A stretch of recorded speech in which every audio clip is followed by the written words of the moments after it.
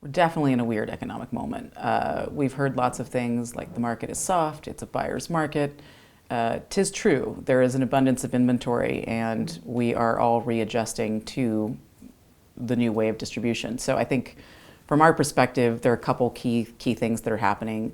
The market is definitely down, but the shift is on more aggressively this year than we've seen to streaming. And that's interesting because it changes our perspective and how we have to negotiate and what we're negotiating for and on in terms of cost bases. So that's all very interesting, and the dynamics are fraught with challenges because we're setting cost bases for the future of television.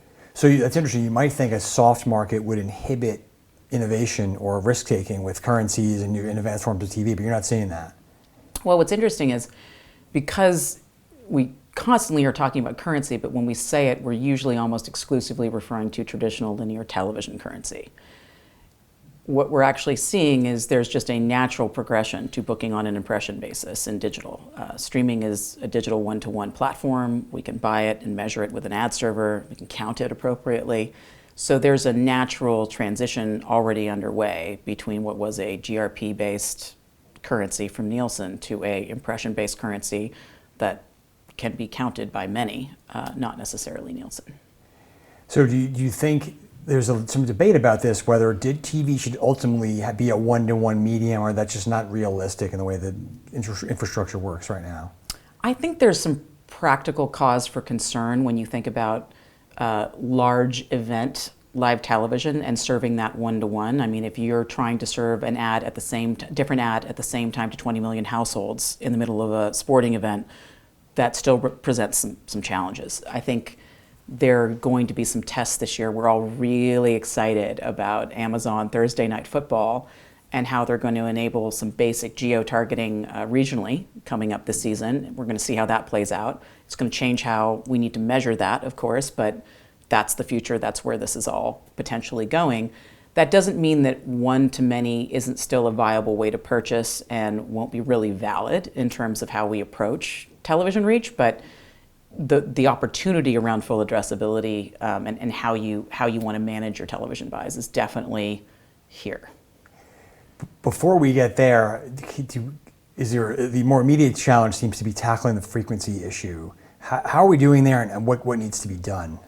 We suck at tackling the frequency issue because in order to tackle frequency, you actually have to have a clear understanding of what household is seeing that impression, how you're actually counting that impression, and it still remains very different, linear versus digital. And in order to manage that frequency, you have to have a common basis to say this is actually what an impression is, and this is how many times this household has seen it.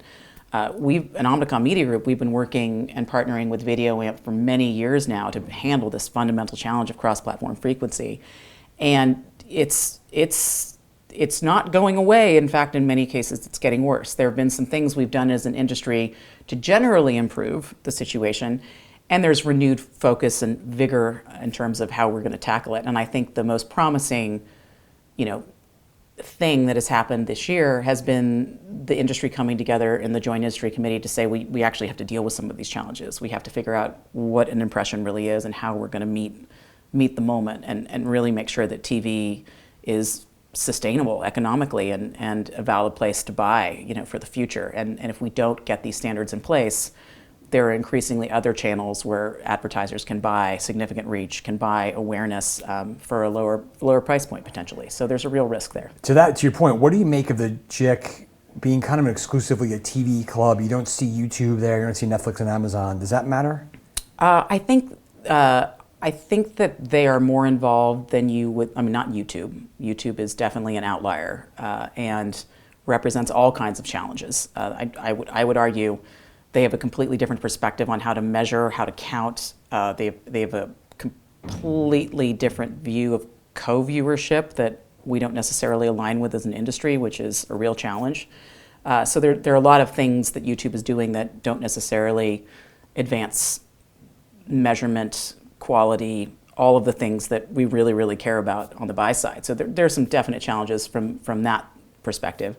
But overall, if they're not in the Joint Industry Committee, they're at least listening to what is happening in the Joint Industry Committee, and there will be some really key standards coming out of this that help move the industry forward. That's the goal, and we seem to be moving very quickly to try to get there.